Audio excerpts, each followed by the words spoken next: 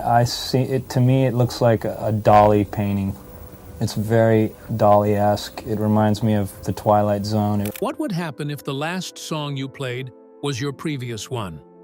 Some artists not only played on stage, but they died there. These stories are true, from shocking crashes to times when thousands of fans watched someone cry in public. There were 15 rock and roll stars who died live on stage in this video. These artists gave their all on stage and never made it off. Hit play because some of these will seriously blow your mind.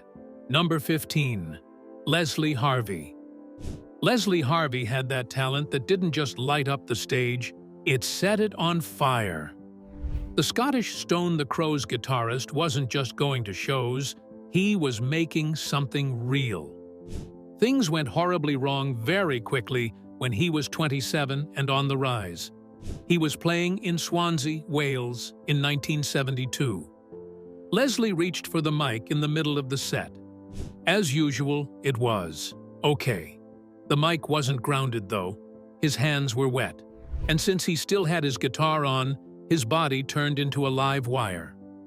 After a single second, thousands of volts tore through him. The crowd stopped moving. No one moved. Before Leslie dropped, they thought it was part of the act. Not easy. Even though medics came quickly, it was too late.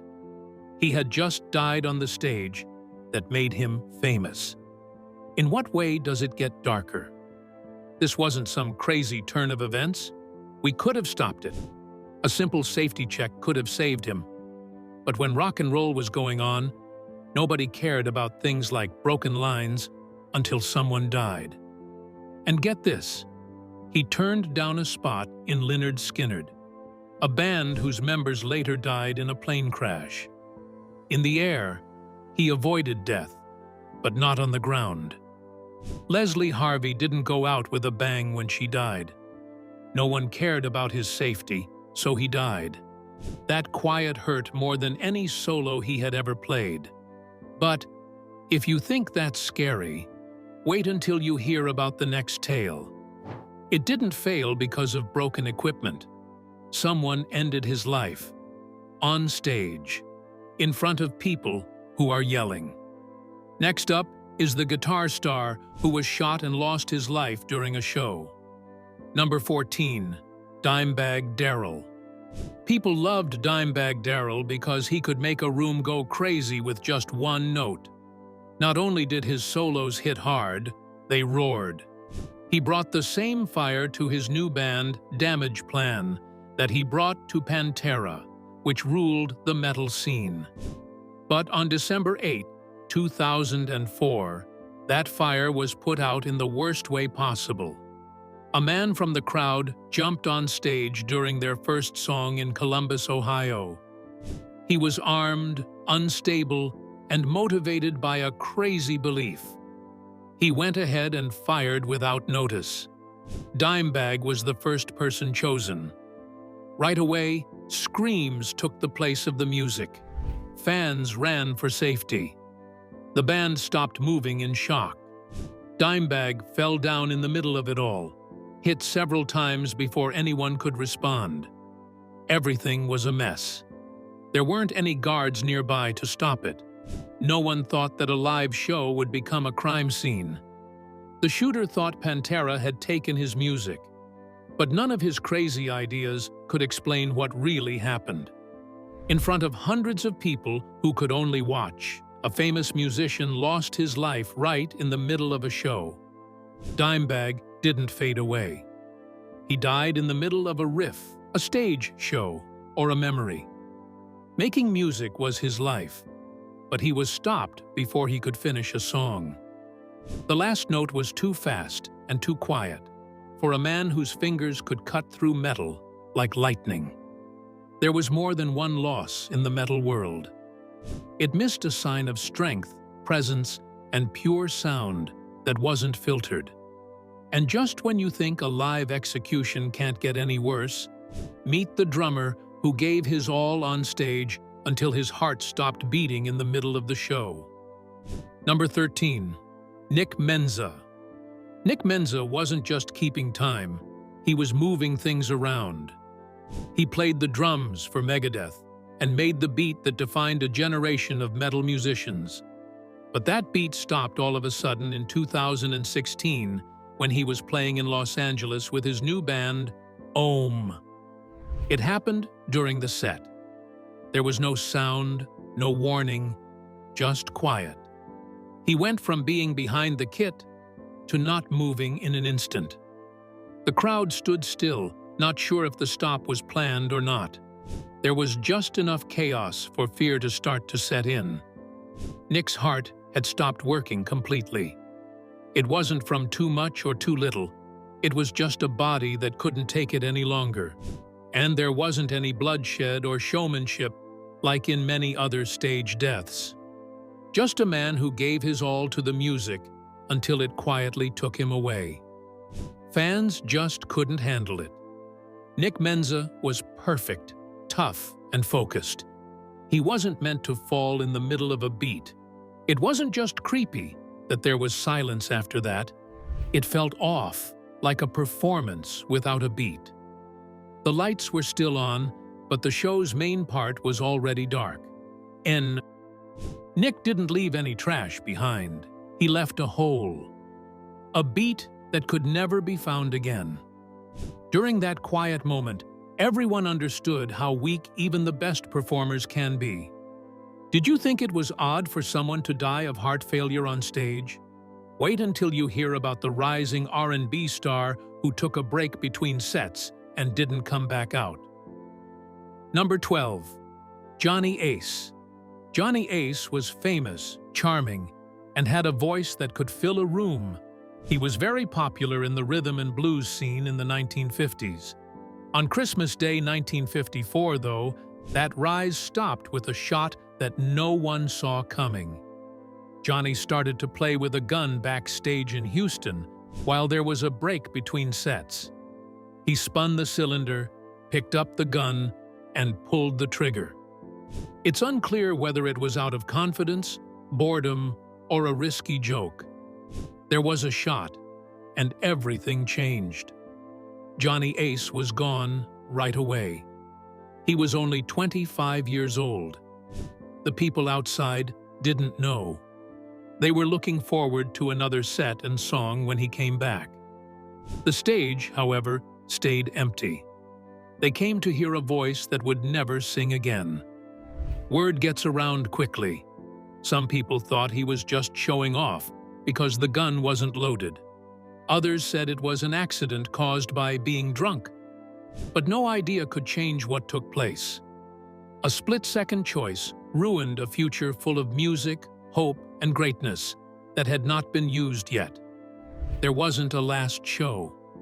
There was no big fall in the center. A quiet finish behind the scenes that felt like a mean turn on a holiday that was supposed to be fun. There was no fire at Johnny Ace's house. He went away behind the curtain, ending a tale by himself. Fans will never get over the shock that was left behind. If that sounds like the saddest way to go, continue watching.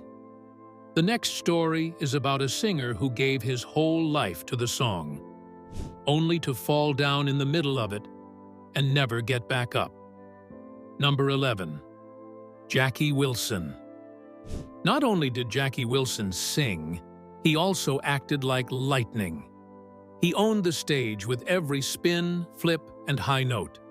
He was known as Mr. Excitement.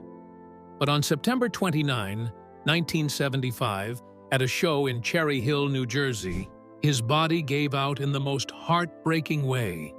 He was putting all of his energy into his hit song Lonely Teardrops when, all of a sudden, he fell apart. Right there, in the middle of the song and the glory. People in the crowd thought it was part of the act. It looked like the fall wasn't real. It was, though. It looked like Jackie had a huge heart attack on stage. In those critical minutes, his brain was not getting enough oxygen. By the time doctors got to him, the damage was too far gone to be fixed. He didn't really die that night, but he also never came back. His body stayed in an unconscious state for 9 years. Don't sing, don't dance. Nothing but silence.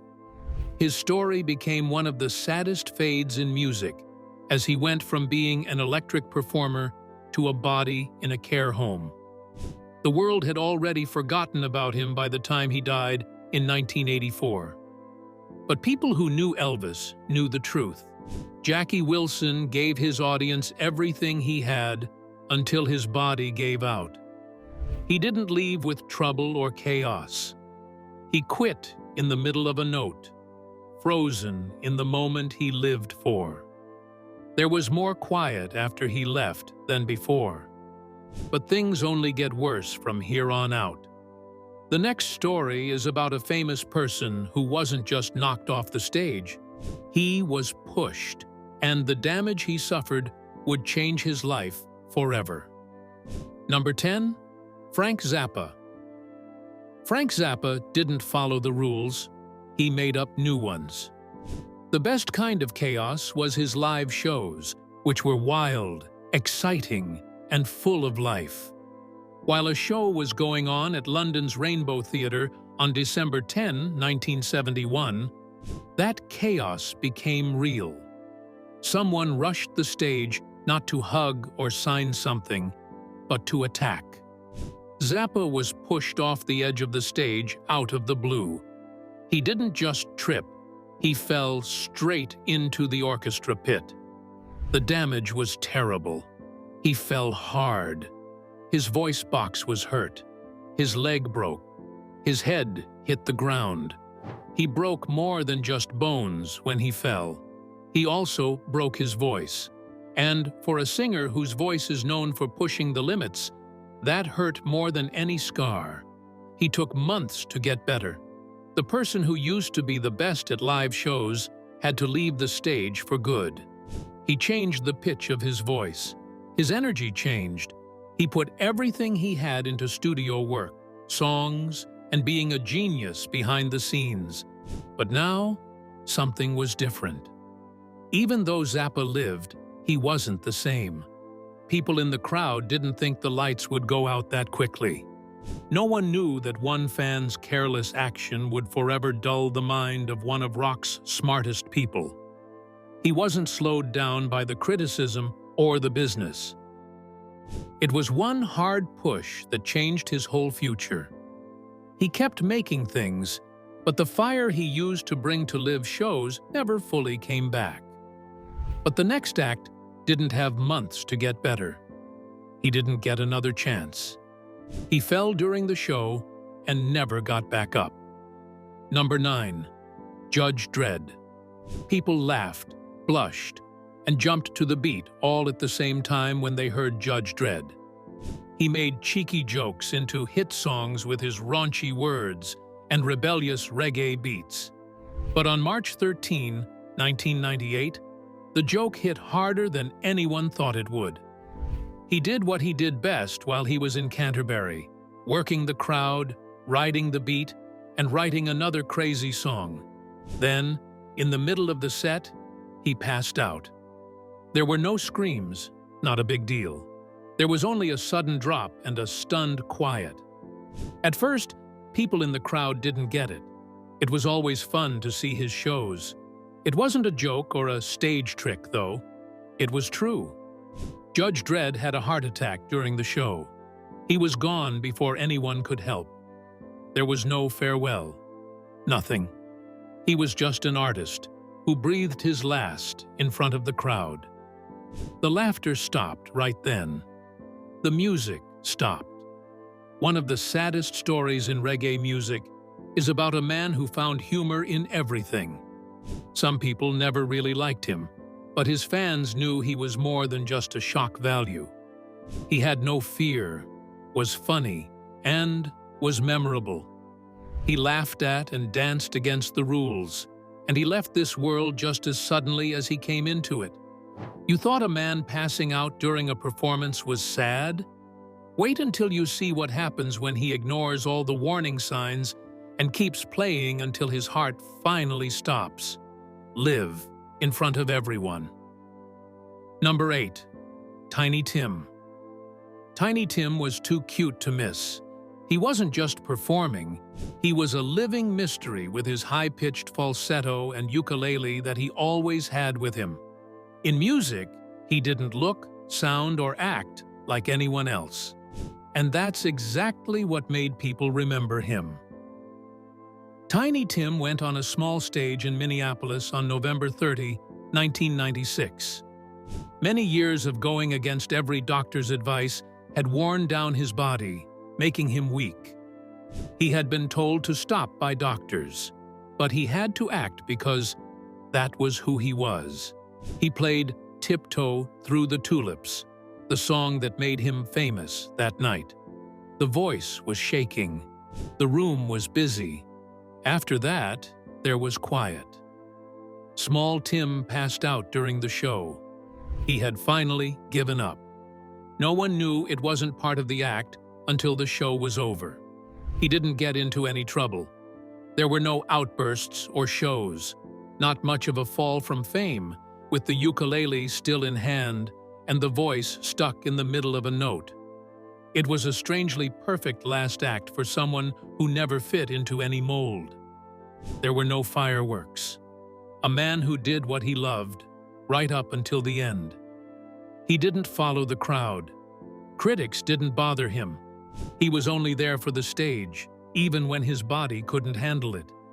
Small Tim wasn't made to live a long time, but his memory lives on because he was always himself. You could have guessed that he would die by singing the same song that made everyone turn and stare. His death was soft and strange, but the next one was very painful because the man who came after didn't just play music. He lived inside it until it took his life. Number 7. Mark Sandman. Mark Sandman did more than play music. He lived it. His sound was different from everyone else on the scene. His voice was smooth, and his bass had only 2 strings. He made minimalism work like magic as the lead singer of Morphine, mixing jazz, blues, and rock into something eerie and addicting. The band was in the middle of a set in Palestrina, Italy, on July 3, 1999. The crowd was squished together.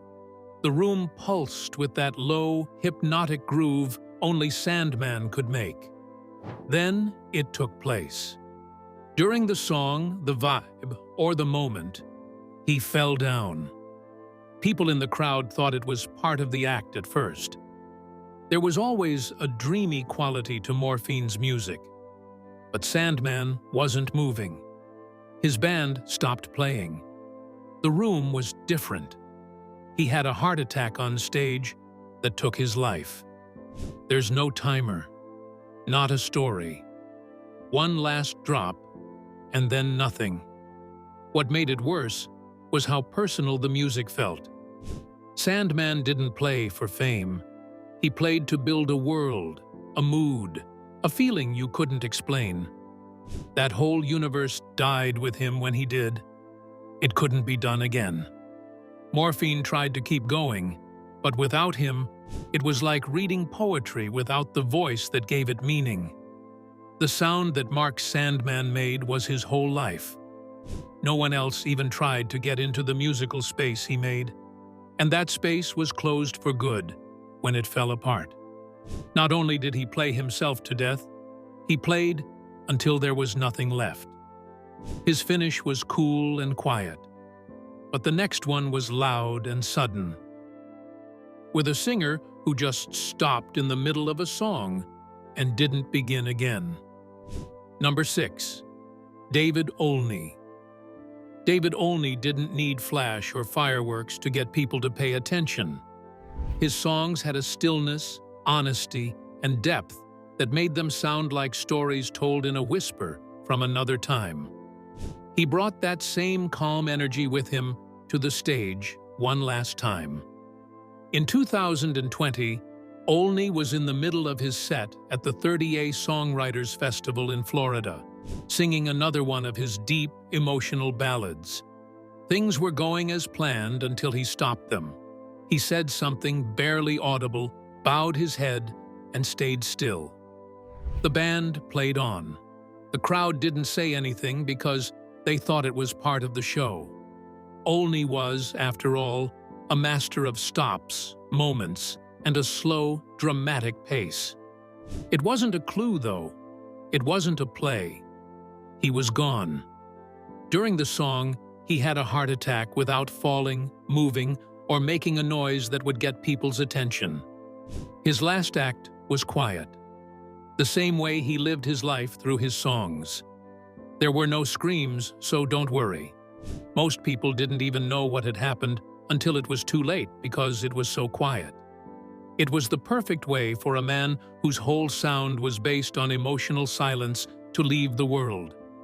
It was quiet, out of the blue, and made people stop and think.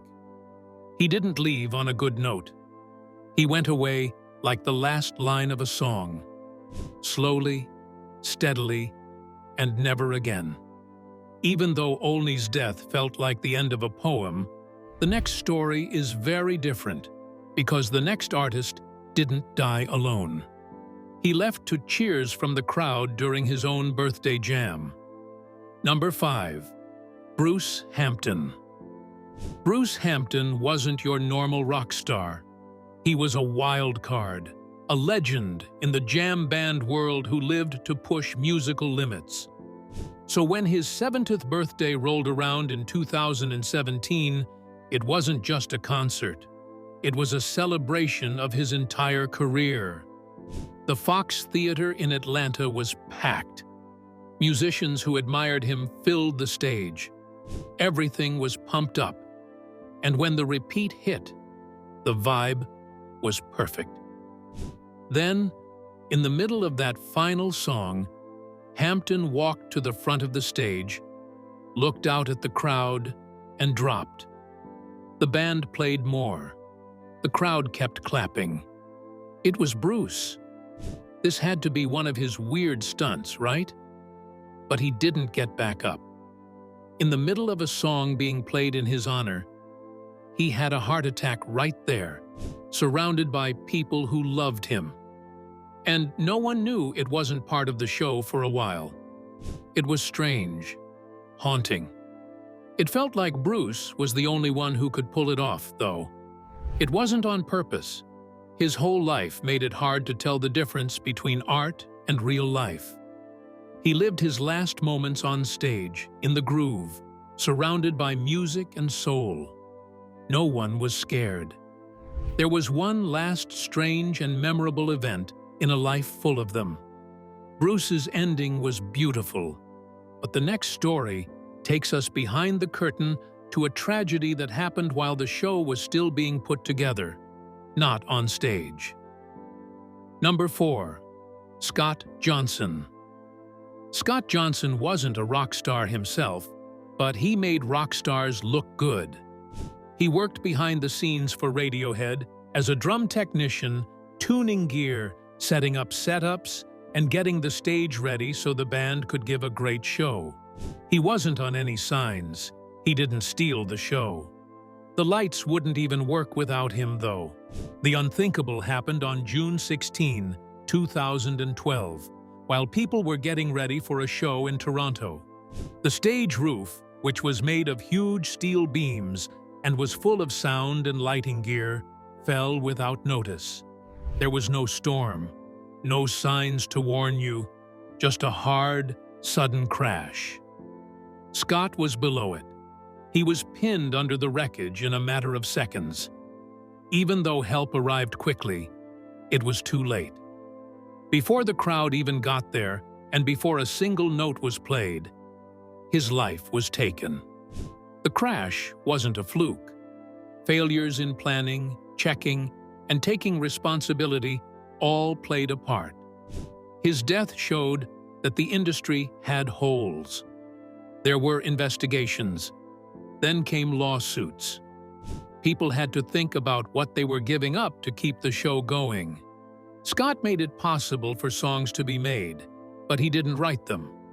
Even though he didn't bow, every perfect set list had his mark on it. His death hit him differently because it showed how most stage workers aren't seen until something really bad happens. The worst part? A lot of his friends had no idea what his name was. As much as he loved what he did, he died because someone didn't check the bolts, follow the rules, or slow down the rush for perfection to protect the people who were making it happen. The music world was shocked, not only by the death, but also by the fact that disasters can happen anywhere. Scott Johnson didn't play in the band, but he died for it. The first tragedy happened before a sound was played. The second tragedy happened in public, as one of Japan's most haunting voices gave it their all, and still couldn't make it to the end of the song. Number 3. Atsushi Sakurai. To run a stage, Atsushi Sakurai didn't need fire or flash. He could stop people in their tracks with just a look, a whisper, or an eerie song. As the lead singer of Bucktick, he was cool, mysterious, and easy to remember. The way he sang and danced made people feel like they were in a dream. The 19th of October, 2023, Sakurai took the stage at KT Zepp Yokohama. For months, fans couldn't wait to see him again. He seemed calm, steady, and in full charge.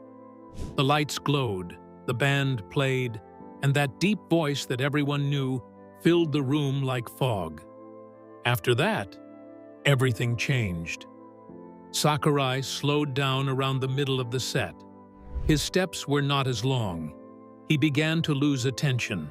He quickly left the stage before anyone could figure out what was going on. The music kept playing for a while, but the mood was broken. In the backstage area, the situation was already happening. Sakurai had a sudden, quiet, and fatal brainstem hemorrhage. He was taken to the hospital right away, but it was too late to save him. He died that night. Fans were shocked by his death, but it also broke a tradition.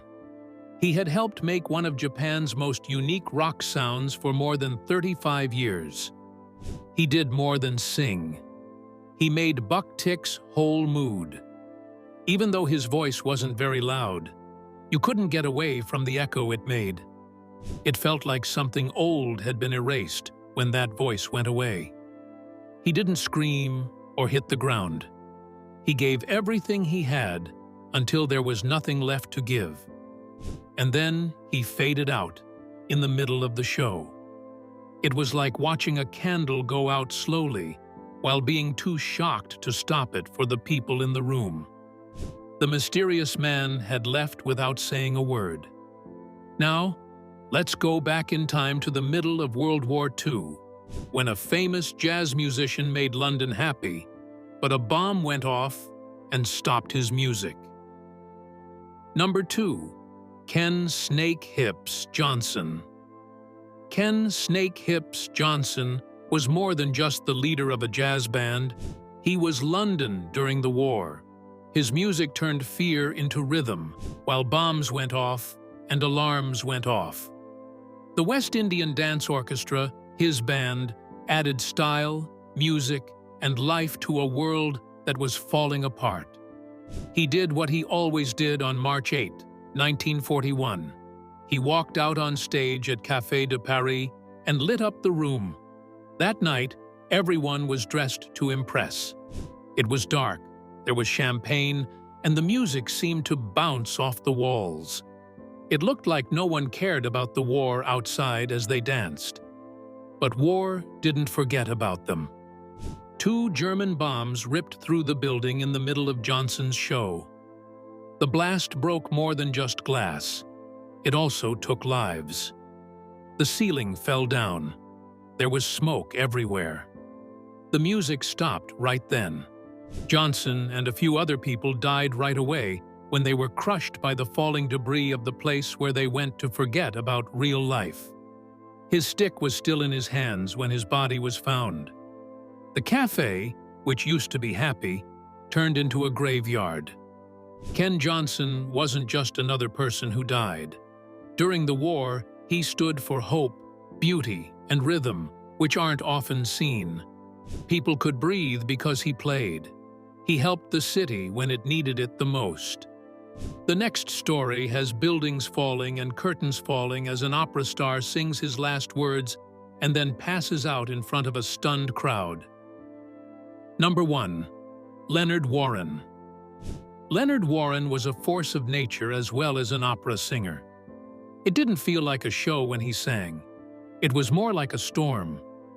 His baritone voice shook the walls, and he filled the whole stage. He was a king at the Metropolitan Opera in New York. Hearing, the picture, the time. Warren took on another lead part on March 4, 1960, during a performance of Verdi's La Forza del Destino. He had done this hundreds of times before. The crowd was glued to the screen. Morir was a strong line that he spoke. What a great thing. To die is a big deal. After a few seconds, that moment really happened. He moved forward one step and then fell down. The music stopped. No one moved. No one cheered. The play had moved into real life. Warren had a brain bleed on stage in front of thousands of people. It happened right away. 1 minute he was living in the role, and the next, his life was the role. Help wasn't possible at that time. No signs to warn you, no last word. Under the lights, in the middle of the stage, dressed up and surrounded by music. That's where he lived. People in the crowd felt like they were seeing a figure fall. Something so big and long-lasting was gone in an instant. Some people thought it was part of the show. Some people were stunned and kept quiet as the curtain slowly came down. Warren didn't go away in the background. During the aria, the line, or the memory, he disappeared. It was beautiful. It was creepy. Thanks for watching 15 rock and roll stars who died live on stage. If that gave you chills, hit like, subscribe, and share, then click the next video popping up on your screen right now.